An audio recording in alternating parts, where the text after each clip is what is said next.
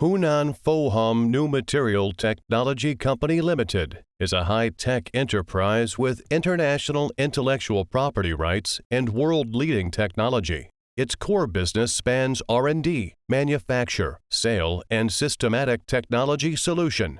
Phohom has applied 50 patents and was awarded the first prize of China Non-Ferrous Metal Industry Science and Technology Award in 2020. Phohom has a strategic cooperation with renowned research institutions such as Central South University, the PWI, and so on. These production bases located in Changsha, Hanyang, and Liuyang, with annual production capacity of 50,000 tons.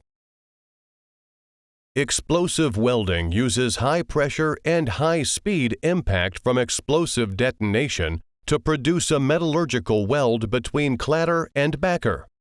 Phohom established a quality control system from supplier evaluation, material reinspection to traceable identification. All procedures are in combination of self-inspection, mutual inspection, and professional inspection to improve product quality. Phohom strictly abide by the three principles of not making defective products, not accepting defective products, and not flowing out defective products.